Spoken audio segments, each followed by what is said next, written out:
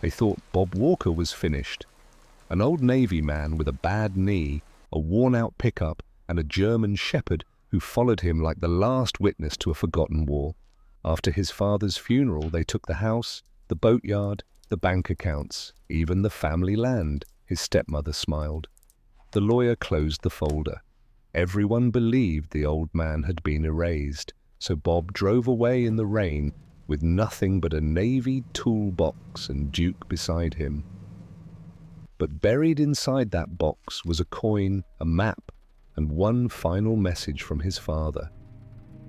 And when Duke led Bob to a piece of worthless land near Little Creek, the ground itself began to give up its secrets. Because what they stole was only the beginning. What Bob found could bury them all. Before we begin, share the city you're watching from. We'd love to hear from you. And if this kind of story speaks to you, don't forget to subscribe and be part of the journey. Now, let's get into it. Rain struck the Norfolk windows hard enough to blur the yard, as if the house were trying to hide what was about to happen. Robert Bob Walker stood near the fireplace in the front room of the house his father had built, his boots planted on oak flooring worn smooth by 40 years of family footsteps. He was 74, tall once, still broad across the shoulders, though age had bent him slightly at the neck and stiffened his right knee. His face had hard planes, a square jaw covered in short white stubble, sun-browned skin, and pale blue eyes that did not move often. His hands hung loose at his sides, large and scarred, with thick knuckles and the slow stillness of a man who had learned not to waste motion. He wore a faded navy jacket over a grey work shirt, dark jeans and old brown boots polished by habit rather than pride. Nothing on him announced what he had been. The body did that quietly.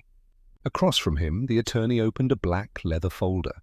He was thin, smooth-faced, and neat in a charcoal suit with silver-rimmed glasses and a voice trained to remove warmth from words. Behind him stood Evelyn Walker. Evelyn Walker was 57, tall and narrow in a tailored black coat that looked untouched by the rain. Her light brown hair was pinned close to her head, every strand controlled. Her skin was pale and carefully powdered, and her eyes were grey, flat, and dry. She wore black gloves indoors, as if the house had become something she did not want on her hands. She did not look at Bob for long. When she did, her gaze moved over him like furniture already tagged for removal. Duke sat at Bob's left side. The German shepherd was 8 years old, black and tan, with a heavy chest, a greying muzzle and dark eyes that kept measuring the room. His ears moved before his head did. He did not whine. He did not pace. He watched the attorney, the folder, Evelyn's gloved hands, and the front door, one after another, as if keeping count. The attorney read the will in a calm voice. The house went to Evelyn, the bank accounts went to Evelyn, the boatyard near Lynn Haven went to Evelyn, the coastal lots, the workshop tools, the investment accounts, the old safe in the study, all of it went to Evelyn. Bob received a 1998 pickup truck, one weathered Navy toolbox, and a parcel of wooded land near Little Creek described as having no active commercial value. Bob's left hand closed once, then opened. His thumb rubbed the seam of his jacket cuff. On the mantel, a framed photograph of his father leaned beside a folded funeral program. Bob looked at the photograph, then at the attorney's folder, then at Evelyn's gloves. "There must be no confusion," the attorney said. "The estate transfer is final." Evelyn crossed the room to the window. "Your things are outside." Bob turned his head slowly. 2 men carried boxes through the open front door. Rain blew in across the threshold.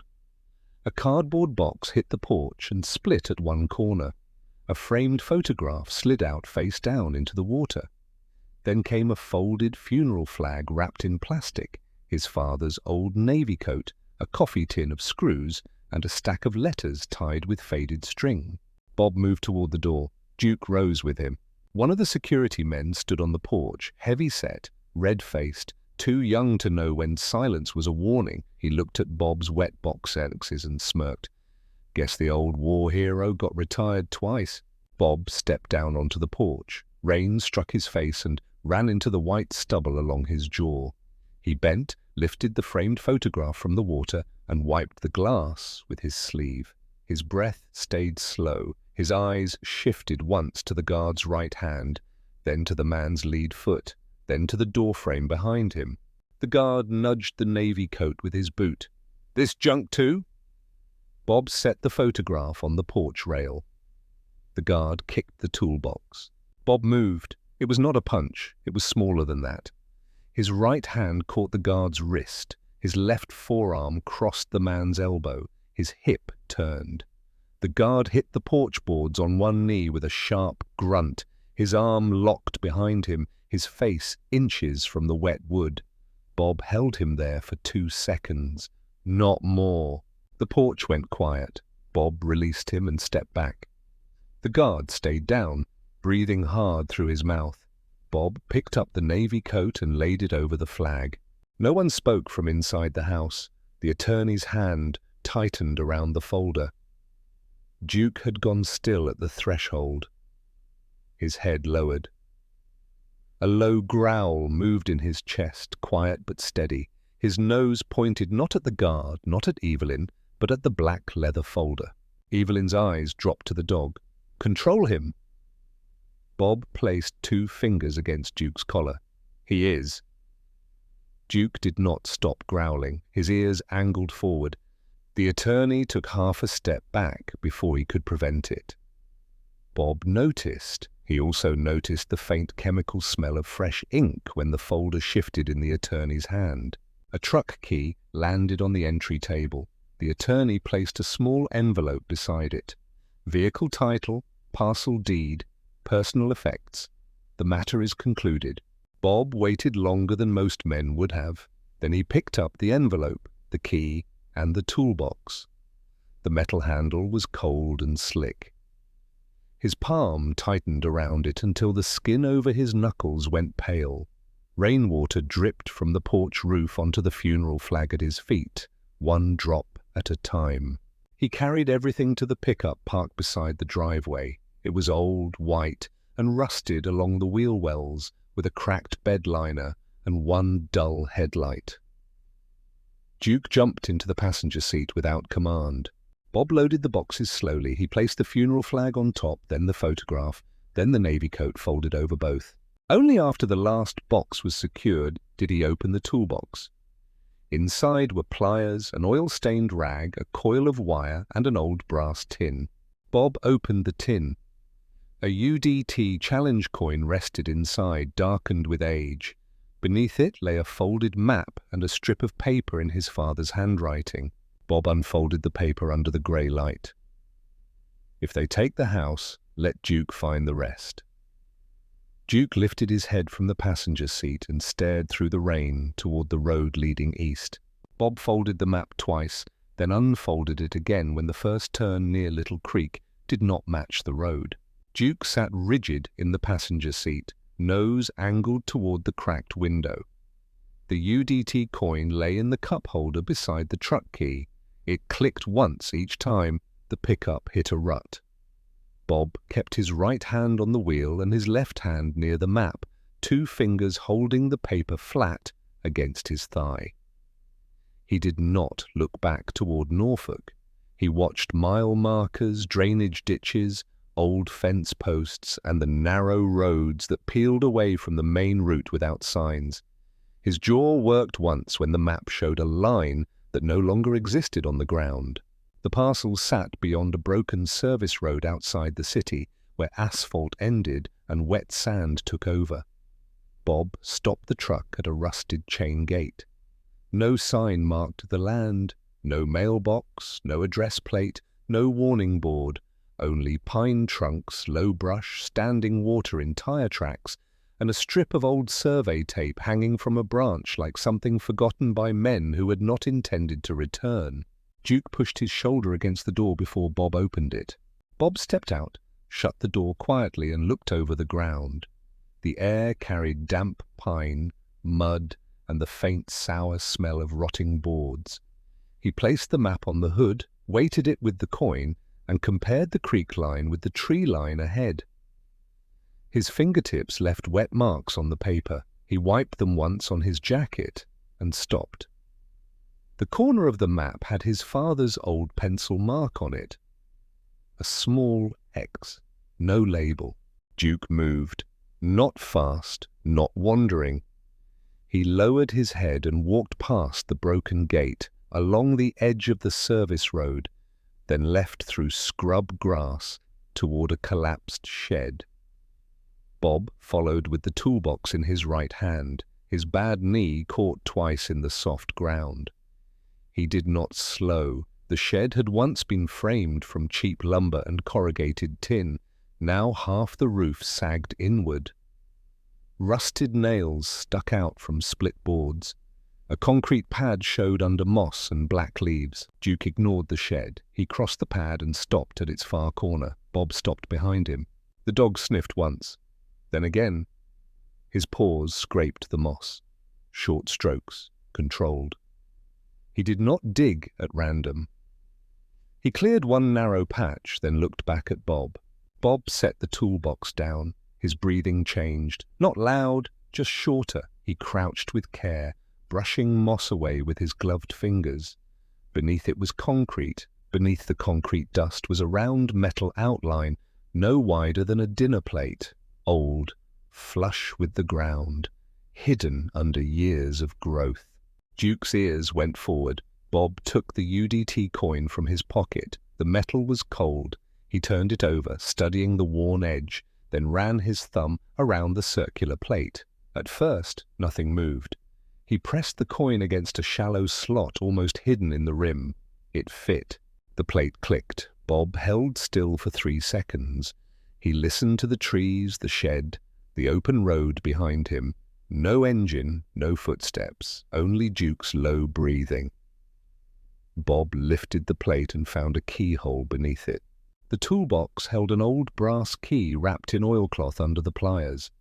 Bob had not noticed it in the rain. He noticed it now because the shape matched the lock before he touched it. His palm tightened around it. He inserted the key and turned slowly. The ground answered with a dull metallic release. A square seam appeared in the concrete. Bob used the pry bar from the toolbox and lifted. The hidden hatch rose on stiff hinges. Cold air came up from below, dry air, stored air, not cave air. Duke looked down first. Bob switched on a small flashlight and aimed it into the opening. A narrow ladder descended into a storage room lined with plywood and steel shelving. He climbed down slowly, one rung at a time. Duke waited above until Bob reached the floor, then came after him with careful paws. The room was not large. It had been built for concealment, not comfort. Metal cabinets stood along one wall. Plastic storage bins lined another. A work table sat in the center with a battery lantern dead for years and 3 sealed envelopes arranged in a straight line. Bob moved the flashlight across the shelves. Bank folders, property records, cassette tapes, photographs, copies of deeds, medical forms, names clipped together by county. He opened the first cabinet. Inside were files marked by hand.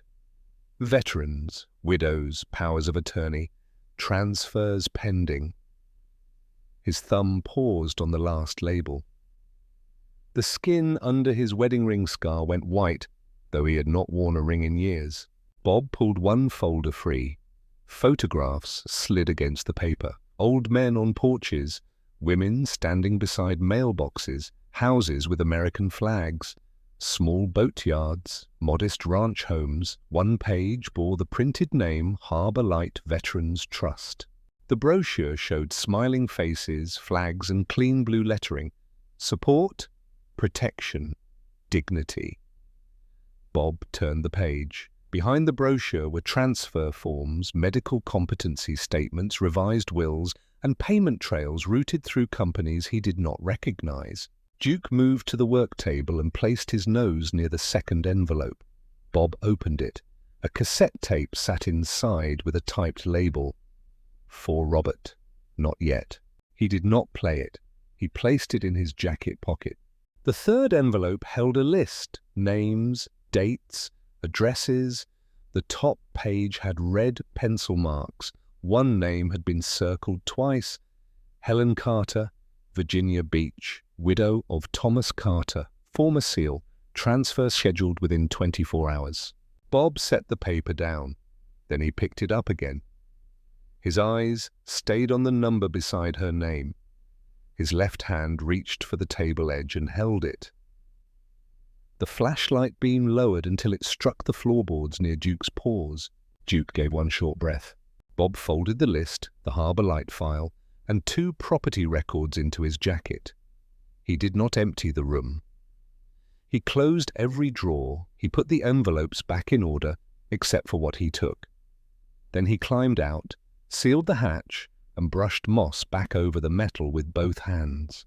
At the truck, Duke stopped before jumping in, his head turned toward the rear axle. Bob saw it. He crouched without a word and slid one hand beneath the frame. His fingers found a small black device fixed to the metal by a magnet. Bob pulled it loose and stood beside the open door. The device rested in his palm, still warm. The tracker made no sound in Bob's palm, but Duke would not stop staring at it. Bob stood beside the pickup with the driver's door open and the small black device resting against his glove. The casing was clean, no mud, no rust. Someone had placed it there recently and with care. He turned it once, saw the tiny green light blink under the seam, then closed his fist around it until the plastic creaked. Duke's ears stayed forward. Bob looked past the trees toward the service road, then slid the device into an empty tobacco tin from the toolbox. He set the tin under a loose plank near the collapsed shed, covered it with leaves, and walked back to the truck without looking at the hiding place again. A man following a signal would follow the wrong ghost. He drove toward Virginia Beach with the list folded inside his jacket. The name, Helen Carter, sat against his chest like a hard corner. At a red light, his thumb pressed the paper through the fabric. The light changed. A horn sounded behind him. Bob moved on. Helen Carter's house stood on a quiet street not far from the water, small and white, with a narrow porch, clipped hedges, and an American flag mounted beside the door.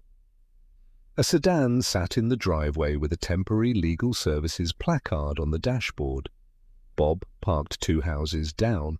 Duke stayed close to his knee as they approached. Helen Carter opened the door before Bob knocked on twice. She was 70, short and thin, with silver hair pinned behind her ears, and pale skin marked by deep lines around the mouth. She wore a navy cardigan over a plain blouse, pressed slacks, and house shoes that had been repaired at the heel. Her eyes were light brown and tired, but not dull. They moved from Bob's face to Duke, then to the folder tucked under Bob's arm. She kept one hand on the doorframe, as if the house itself needed holding. A man stood behind her in the hall.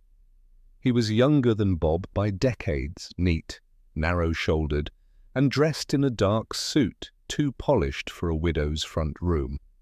Martin Cole had a smooth jaw, trimmed dark hair, and a small smile that did not reach his eyes. One hand held a pen, the other rested on a stack of papers placed on a side table. "Mrs. Carter," Bob said, "just don't sign." Martin turned the pen between his fingers. "This is a private estate matter." Bob looked at the top page. It stops being private when a false trust takes a widow's home. Helen's grip tightened on the doorframe. Duke stepped in front of Bob, not growling, just present. Martin's smile thinned. Bob saw the paper header, Harbor Light Veterans Trust. He saw the signature line under Helen's name. He saw the notary's seal already stamped on a page she had not signed. Bob took the list from his jacket and laid it on the side table. Helen's name was circled twice in red pencil. Beneath it was the transfer time. Helen looked down. She picked up the pen, set it down, picked it up again, then let it roll off the table. It struck the floor and stopped near Duke's paw. Martin reached for the papers. Bob's hand came down on top of them first. No grip, no shove, just wait. "You should leave," Bob said. Martin looked at Duke, then at Bob's hand. "You don't understand what you've stepped into." Bob lifted the papers and placed them under his arm. "I'm beginning to." Martin left without raising his voice. The sedan backed out 3 minutes later. Bob watched it turn at the end of the street before he moved. Inside Helen's kitchen, the clock ticked too loudly. Bob called Frank Miller first. Frank answered on the 4th ring. His voice sounded rough with sleep and cigarettes. He was 78, a former Little Creek man with a bad hip, a dry mouth, and a habit of laughing once before bad news. "I need a name held," Bob said. "Helen Carter." Frank did not ask why. "Tom's widow?" "Yes." "I'll make calls." Bob called Laura Bennett next. Laura arrived in less than 40 minutes, driving a grey state vehicle with no markings. She was 42, medium height, lean, with dark blonde hair tied low at the back of her neck, and fair skin roughened by long hours, more than weather. Her navy field jacket was plain, her shoes practical, and her eyes were sharp blue, quick over documents and slower over faces. She entered with a tablet under one arm and a hard, black case in her right hand. She did not waste steps. She reviewed the papers at Helen's kitchen table. She scanned Bob's copies. She photographed the notary seal. She called 2 offices, gave badge numbers, and waited without tapping her fingers. Then she sent the emergency hold request. Helen sat across from her with both hands around a mug she had not drunk from. Bob stood near the back door. His shoulders touched the frame. Duke lay under the table, head raised. Laura ended the call and placed her phone face down. "The transfer is frozen for 72 hours. Helen lowered the mug to the table. The ceramic clicked against the wood. Bob did not move. His eyes stayed on the legal papers, the same formatting, the same trust name, the same clean language wrapped around a theft. Laura opened another file from her case. "There's more." She spread 3 medical competency forms beside the transfer documents. Bob saw his father's name on the top sheet. His fingers stopped at his side. His breathing narrowed. The room seemed to leave only the black ink, the date, and the signature at the bottom. Laura pointed to the final line. "This doctor signed Helen's review. He signed 2 other widow cases. And he signed your father's medication adjustment during his last week." Bob leaned closer. The signature was the same on every page. "Leave the dog where he can be seen." Bob heard the line from Laura's phone speaker and did not look up from the workbench. The voice was Evelyn's, clipped and low, recorded by the small camera Laura had placed in Helen Carter's kitchen before Martin left. The words played once. Laura stopped the file. Frank stood near the office door of the old boatyard, one hand on his cane, the other on the light switch. Duke watched Bob from beside a stack of rotted sailcloth. Bob picked up the medical form with his father's name on it. He set it beside the forged transfer papers. Then he placed the UDT coin on top of both. His thumb stayed on the coin for 1 second longer than needed. The old brass edge pressed into his skin. The boatyard near Lynn Haven smelled of salt, diesel, wet rope, and old wood. His father's name was still faint on the office glass, scratched by weather and neglect. Bob did not pause at it. He moved through the building with a roll of tape, 2 small cameras, a cheap steel cash box, and the black tracker sealed inside the tobacco tin. He put the tin in the cash box. He put the cash box inside a grey safe near the center of the office. The safe was not locked well. That was the point. Laura checked the camera angle. "He'll see it." "He'll want it," Frank said. Bob slid a fake ledger into the safe. The cover was worn. The first pages looked real enough. The rest were blank. He placed 1 page from Harbour Light on top, just enough bait to smell like meat. Duke rose suddenly. Bob turned. The back door moved once, then stopped, not opening, testing. Laura killed the office light. Frank stepped behind a hanging tarp. Bob took 2 slow steps toward the wall and stopped where the camera could not see his face but could see the safe. His breathing shortened. His right hand closed around the pry bar. Duke stood near the door, low and ready. The door burst inward. 2 men came through first. Masks, gloves. One carried bolt cutters, the other carried a short leash with a steel catch. Martin followed them, holding a flashlight and wearing the same clean suit under a dark raincoat. He looked at the safe before he looked at Bob. "Where is the original file?" Martin said. Bob did not answer. The man with the leash moved toward Duke. Duke backed 1 step, then another, following Bob's hand signal. The man lunged. Duke turned away, fast enough to miss the catch, but not enough to leave the room. He led the man toward the open storage bay. Bob's hand tightened on the pry bar. His knuckles whitened. The safe sat 10 feet away. Duke was 15 feet beyond it. The man raised the leash again. "Bob," Laura said from the dark. He did not move toward Duke. Not yet. Frank's cane struck the wall once from behind the tarp. Duke dropped flat. The man tripped over him and hit the floor hard. Duke was up again before the man rolled over. Frank stepped out and put the cane across the man's wrist, pinning it to the boards. The second man reached for the safe. Martin lifted his flashlight. "Open it!" Bob looked at Duke. Duke stood free now, teeth showing, leash on the floor. Bob set the pry bar down. Martin smiled. Bob crossed to the safe and opened it with slow hands. He stepped aside. Martin pushed past him, pulled out the fake ledger, and opened the first page under the flashlight. Laura's camera caught his face. It caught his hand. It caught the Harbor Light page. Martin turned to the second man. "Burn the rest." The side door opened. State police moved in without shouting. Laura stepped from the dark with her badge already raised.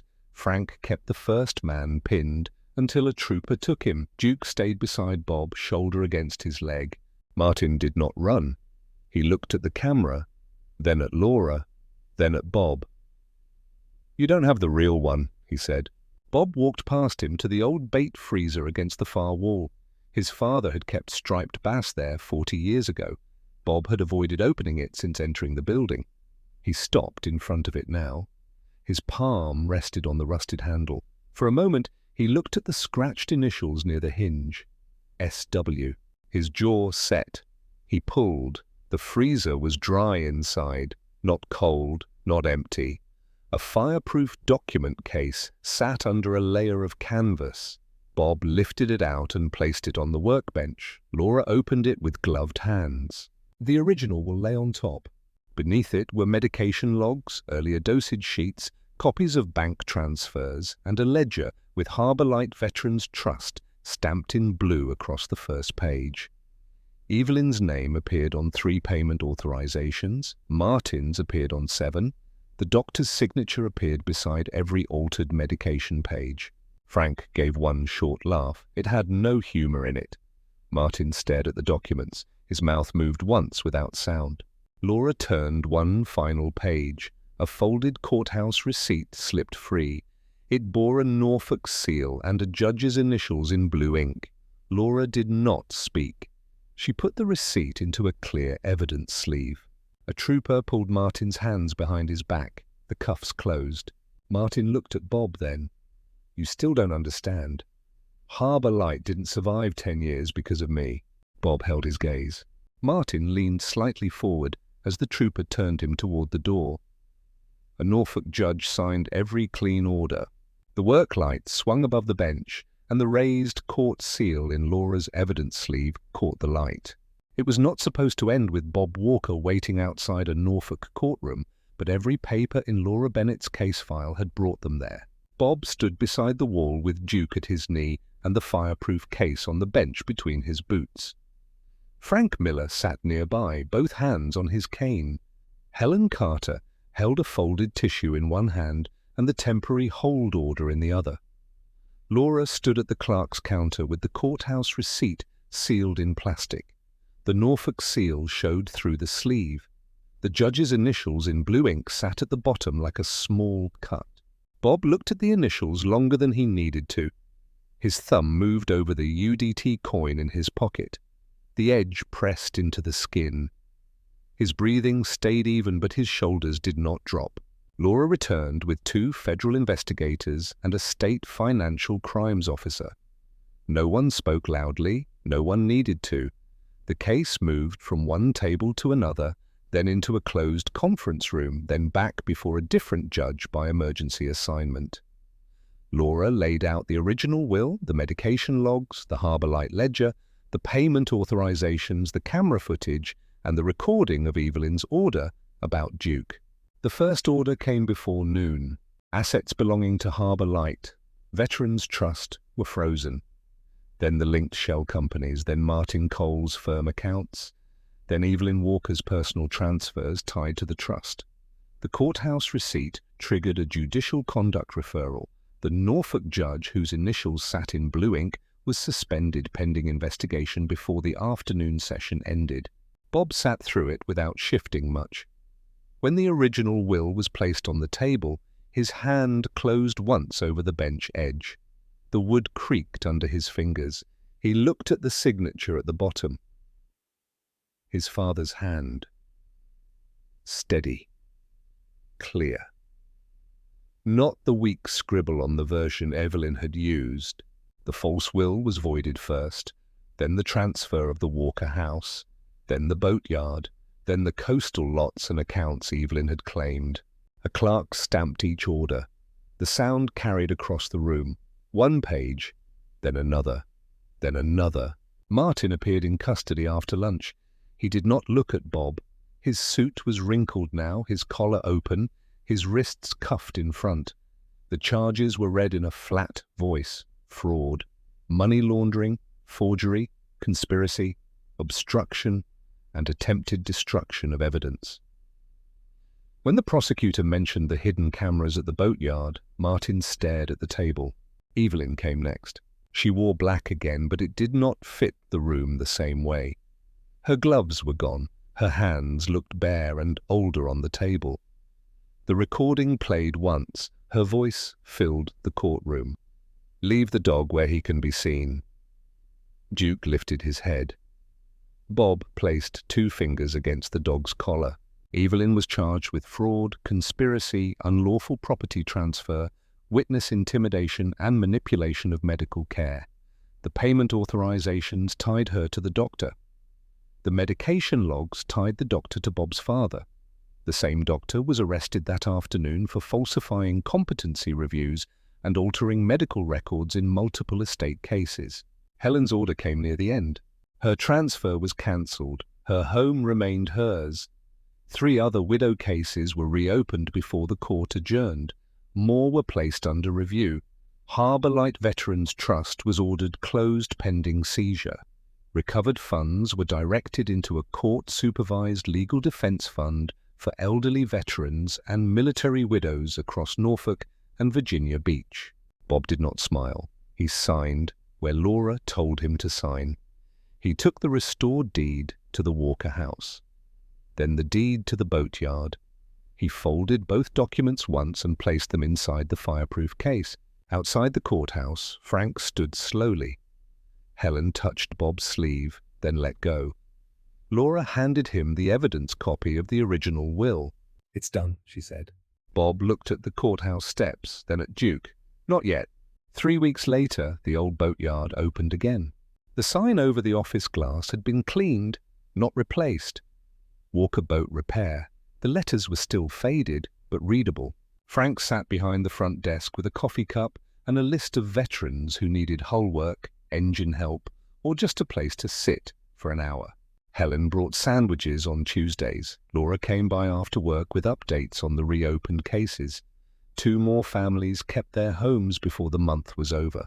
Bob worked in the main bay with the doors open. He repaired a cracked skiff for a retired corpsman and refused payment.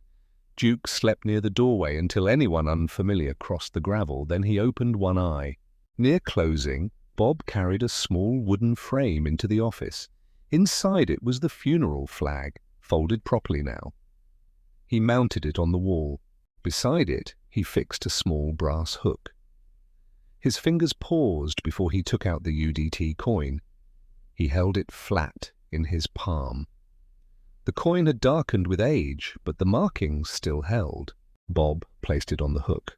Below the flag and the coin, Frank had taped a sheet of paper to the wall. It listed the first 7 homes returned or protected. Helen's name was third. Bob looked at the list, then at the open bay door where Duke stood watching the gravel road. Bob turned off the office light and left the coin hanging beside the flag. Sometimes, what looks like the end of a man's road is only the place where God has hidden a new beginning. Bob Walker thought he had lost everything: his home, his father's legacy, the family name, and the last pieces of a life he had spent years trying to protect. But what others meant for harm, God turned into a path. A forgotten toolbox became a map. An old coin became a key. A loyal dog became the guide, and a broken man discovered that he had not been abandoned at all. That is how miracles often come, not with thunder, not with bright lights in the sky. Sometimes they come quietly, through one faithful friend, one old memory, one closed door that leads to the truth. Sometimes God does not stop the storm right away because he is using it to wash away what was false. Sometimes he lets people lose what they were clinging to so they can find what was truly theirs. And maybe that speaks to everyday life too. Many people watching this may know what it feels like to be betrayed, forgotten, pushed aside, or treated like their years of sacrifice no longer matter. But your story is not over just because someone else tried to write the ending. Keep walking, keep praying, keep doing what is right. Even when nobody sees it, God sees. And when the time is right, truth has a way of rising from the ground. If this story touched your heart, please share it with someone who may need a little hope today. Leave a comment below and tell us what part of Bob and Duke's journey meant the most to you. And if you believe in stories about courage, faith, loyalty, and justice, subscribe to the channel so you won't miss the next one. May God bless you, protect your family, guide your steps, and remind you that even in the darkest season, you are never walking alone.